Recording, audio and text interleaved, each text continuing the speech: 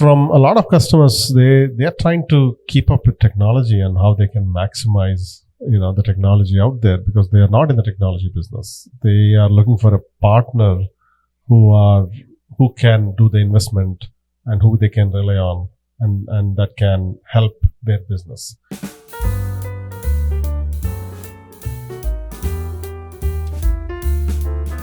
I'm Sean Hessinger, and this is Small Biz in 15, the show where we bring you small business news and tips to make your small business better. Recently, Small Biz in 15 went on location at Zoholics 2023 in Austin, Texas, and spoke with Raju Vegesna, Chief Evangelist at Zoho, about how to protect privacy and launch your business with software solutions. Let's start talking about the big news, which one of the big news pieces is the new browser.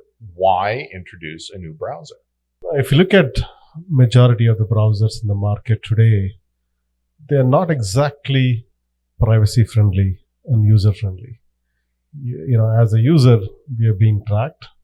I should say maybe we are being surveilled. Without our permission, our information and our activity is being tracked and relate to other companies we do not know, sold to other companies we have no control on. And all of that is happening while we casually browse the internet. So why should we, pay the price with our privacy to browse the internet? And that is the question we asked ourselves. And we started creating a product for our use internally, because we are a very privacy conscious company. Then we said, we find it useful. Why don't we open it up to the rest of the market? So for people who are privacy conscious, then Ulaa, the browser we're launching, is for you.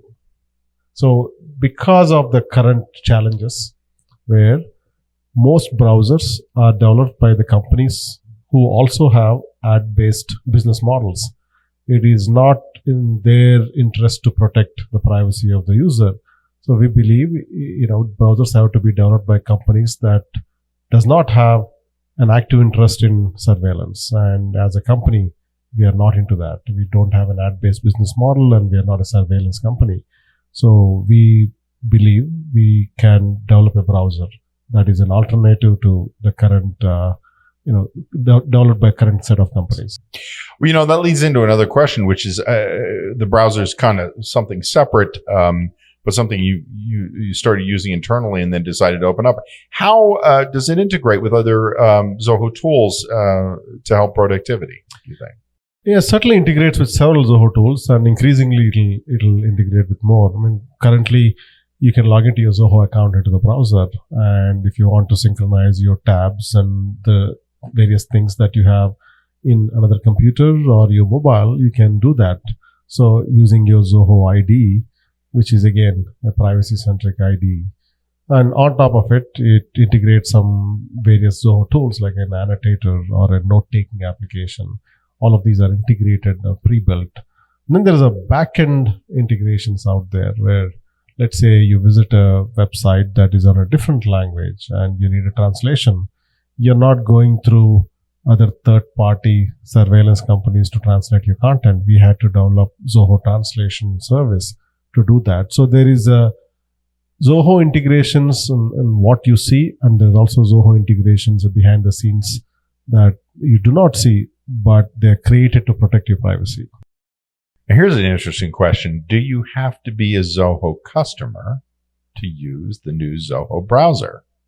You don't. You don't have to be a Zoho customer. You can be just an end user, and you don't even have to create a Zoho account to use the browser. Just go to ulaa.com, download the browser in your favorite operating system, start using it. Only if you want to synchronize your browsing sessions, you may have to create a Zoho account. Otherwise, you can simply use Zoho. You simply use the Ulaa, the browser, without any Zoho account and without Zoho knowing anything about you. And that's the beauty about the privacy. Let's talk about something interesting, other piece of news, with Zoho Start, which fascinating new application. Well, first of all, talk a little bit about it. Zoho Start. What does it do? What's the idea behind it? Zoho Start is a service we are launching here only in the US for now, where we help freelancers or any independent would-be entrepreneurs create a company. If you're thinking about starting a company, Zoho Start can assist you, where we can help you through the process, where we collect information and submit information to the respective government agencies to set up a company. Let me ask you about the process a little bit, because this may be an ambitious question, but having done side hustles myself, I know sometimes you start multiple things. If you're going to start multiple businesses, you're founding multiple ones, do you have to start over and over again? Is there a way you can do this kind of, have a couple of separate applications going?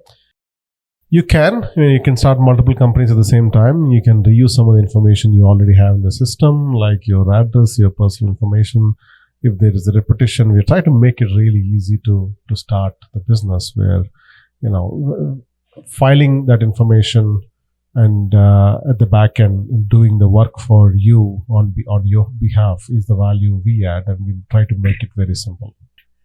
As somebody who's just gone through this process, incorporating, I have to say that the trickiest part about it is that 50 different states and 50 totally different ways often to go through this process. It's kind of maddening, which is why you have all these services out there that, have agents in different states and everything. How did you navigate through all that to make it into a software process? It seems astounding to me. Yeah, I should note that this is in beta, so we don't support all 50 states now, but that is the eventual plan. We will be supporting 50 states, and there are some subtle differences between each of these states, and we are already supporting, various options, and there are also 50 different fees. Not every every state has the same fee, and then on top of it, you need to have a registered agent, especially if you are setting up a company in a different state. You need to have a registered agent, and then you need to make sure that there are compliance you meet and whatnot. So those are the things we're trying to capture, depending on the type of business, whether you're setting up an LLC or maybe a different INC. There are some subtle changes out there depending on the state. So we're trying to capture all of these and make the process smooth and use software for it. And once it is set up, then we also want to take the users through the process on starting the other stuff. There is one part which is starting a company, but then really starting a company and executing it. There are two aspects, and we want to help with both. Right.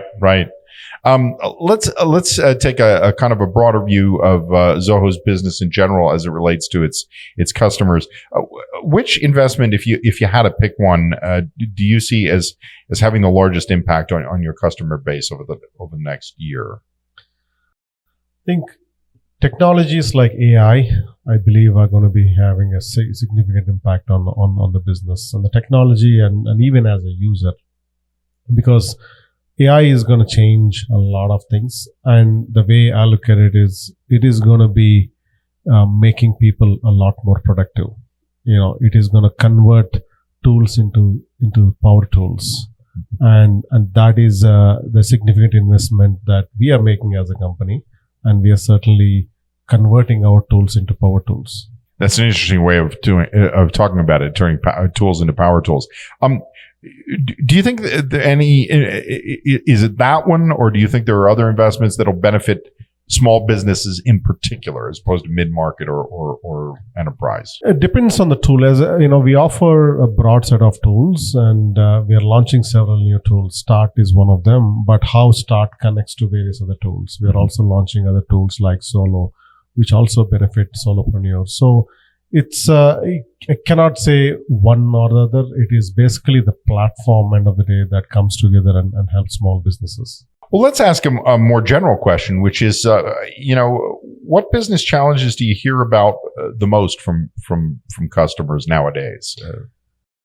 From a lot of customers, they are trying to keep up with technology and how they can maximize the technology out there, because they are not in the technology business. They are looking for a partner who can do the investment and who they can rely on, and that can help their business.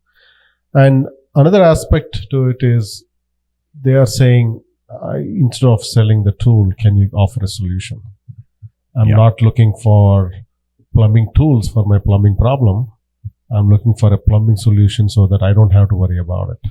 It's a holistic solution where they say, come solve my problem and come with effective tools so that you can do it productively. And that increasingly that is the case. And that is the challenge as well as the opportunity as a tool provider. Well, I know people are looking for the solutions, not the tools. But if you were mentioning tools that people seem most interested in, what do you think the tools you're hearing most from small businesses? What tools do they seem most interested in right now? And has it changed over the last couple of years? It's been evolving, but the fundamental things are: hey, I started a business. I need to file my taxes. There's no way around it. I need an accounting tool. I need tools to collect money from my customers. I need tools to send out invoices. I need tools to, take care of my expenses. And then tools to, manage my customers. Tools to be in touch, communicate or whatnot.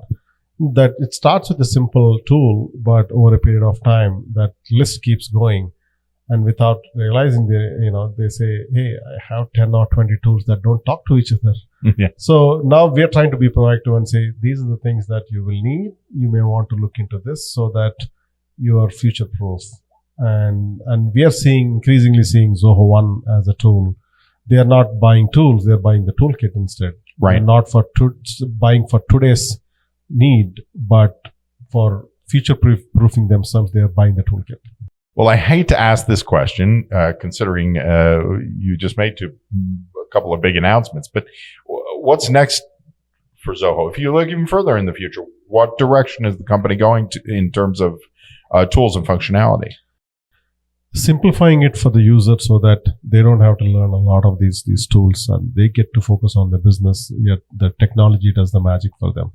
It is no longer about the number of tools you offer. It is about how can we simplify it so that they can maximize the benefits that they get out of the technology. And that has been the focus. Increasingly, you will see the customer doesn't have to worry about integrating two different applications. Well, it has to be pre-integrated. And I would I'll go one step further and say, not just integrations, but unifications. That unification is what is needed. And that's the direction that you increasingly see with Zoho. Well, I think this is some good stuff. Anything we missed? Anything you think we should add?